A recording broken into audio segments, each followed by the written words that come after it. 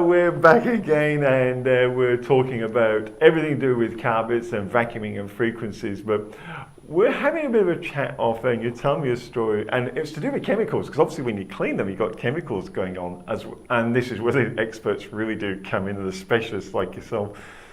But someone turned up and said, we think bleach is a great cleaning. Oh, yeah. Bleach cleans things. It does. It cleans things fantastically. Yeah. In the right given situation. And okay. On a hard surface, it works fantastically. On a carpet, it's probably one of the worst chemicals you can throw at a carpet. On a wool carpet, it's one of the ways we test to see if there's a wool content in the carpet. You drop it into a bleach solution, yep, and it dissolves and disappears. And if there's anything left over, it's a synthetic. So if you've got a wool mix, you'll be able to see that you've got a wool mix, because there will be some fibres left over, yep, and then you say, okay, now we can test those fibres and see what those ones are. But the wool will actually dissolve. When you have a solution dyed nylon carpet, it won't affect the colour too much, but the problem is that nylon does tend to go yellow in the presence of bleach. So it's still that issue there. If it's an acid dyed nylon, you strip the colour out of it completely and turn the fibre yellow. So when you get called in, we won't say the name, but you got called in and it had a dirty spot, so we've used bleach, and they've asked you, can you get rid of this white mark? Oh yeah, you can just clean that out, can't you? No. And that was replacement. That's well, in that case there, what had happened is a person who was inexperienced, hadn't had any training, and just made the assumption that bleach cleans things really well. So I'm going to put bleach into my solution tank, pump that through the carpet, suck it out, and it's going to look fantastic. And it did for the first 5 minutes, until the colour started fading into nice streaks all through the carpet. So there's beautiful V-shaped streaks all through the carpet, and it was through the whole house. And they said, can I recolour that? And I said, no. Because no, you can't do that, because you can recolour certain things, can't you? Yeah, well, look, when it comes to a situation like that, it's just such a broad area that it's too expensive to do. I do like that about you. You are honest with people. You go, look, this is cheaper even though replacement's super expensive. Yep. But it's actually cheaper than you spending your time recolouring. Yeah, and that's one of the things. I'll look at a carpet and say, look, this is either just not worth it. Had a prime example of that last week, where unfortunately there had been someone who had not been very well, and they'd contaminated with urine throughout the carpet, and it was beyond salvation. I mean, I could have done the work with it, but for the type of carpet it was going to be around about a $500 or $600 replacement. It would have been around about a $400 to $500 bill to fix it. But then you still had an old carpet. Yeah. And I couldn't guarantee 100% that it was going to be completely fixed, because it was sitting directly onto a concrete floor with no underlay, which means it seeped into the concrete as well. So the safest option with that was tear up, clean the concrete, seal it, put a fresh lot of carpet over the top of it, and then you know you've got your job done right. Yeah. And as I said, a $400 or $500 cost with no guarantee compared to a $600 replacement cost, absolute guarantee. There's just no brainer. I just thought then, when you were talking about cleaning products and so forth, someone at home, they're vacuuming the carpet every week, and they're doing all the right things, they got the right, and they go, I think I'll give it a bit of a freshen up. Now I've seen some of these powders that they advertise and vacuum then. Smiling already. Smiling already. Should your average person be dabbling in chemicals on the carpet? On the carpet. As a general rule of thumb, no. Unless you know that the product is going to be doing the specific purpose. Yeah. Those freshening products, okay, they're a very fine powder.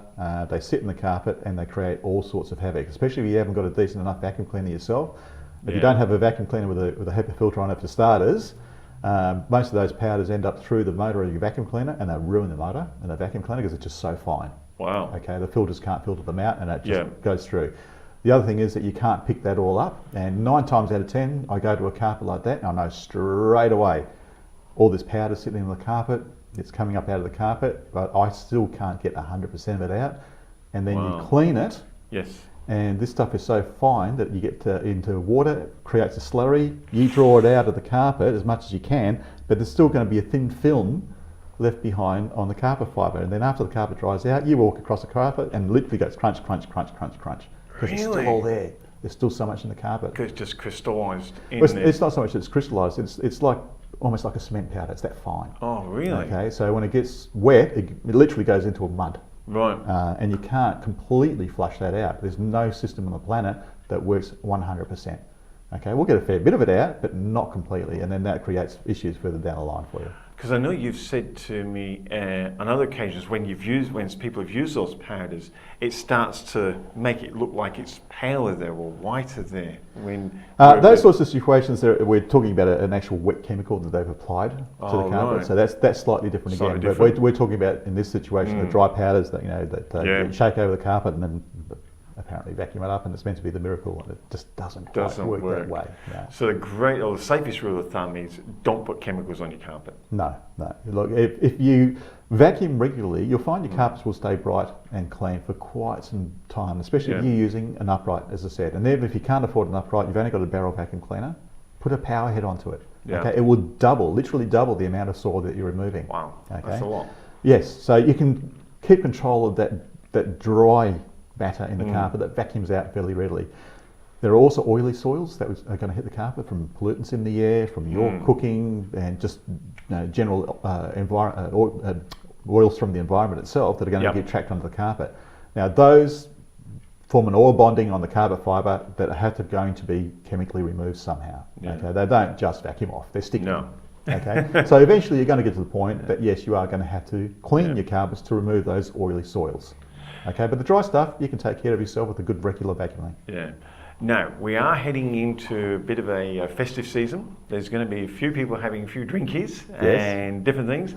A few things getting spilt. Yes. So maybe just a quick reminder for those people that spill something like the red wine or whatever it is, or the Coca-Cola onto the carpet. Yep.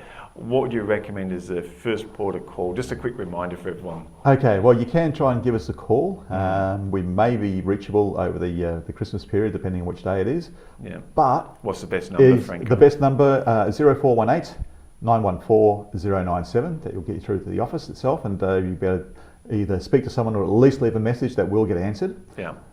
Or the other option you have there, if you are really desperate, like if it's 1 o'clock in the morning or something like that and something's gone wrong, you can go to the website at facc.com.au, go to the bottom of the page and you'll see a link down there for a spot removal guide.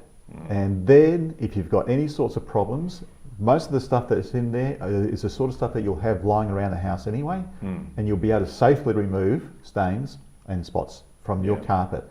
Follow those instructions in there. I've tried to make them as easy as possible without any damage occurring if you follow their instructions. That way you can at least mitigate the stain, and if you don't get it out completely, you can call us later to get the balance of it out, but at least you won't hurt the carpet in the meantime. There we're going to put something on. It's blotting, not rubbing. Never rub a carpet. Never rub, just blot the carpet.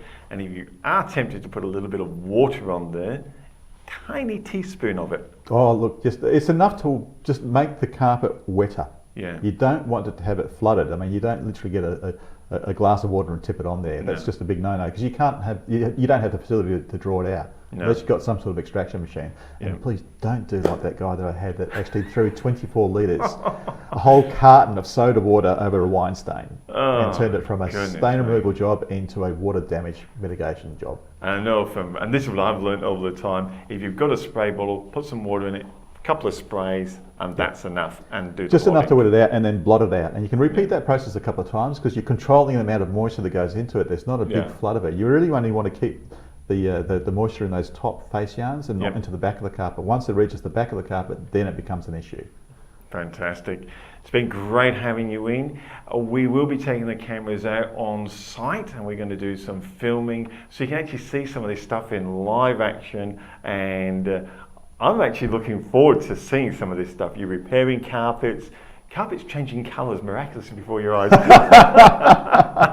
Absolutely sensational. Once again, Franco, thanks very much. No problem at all. Thank you.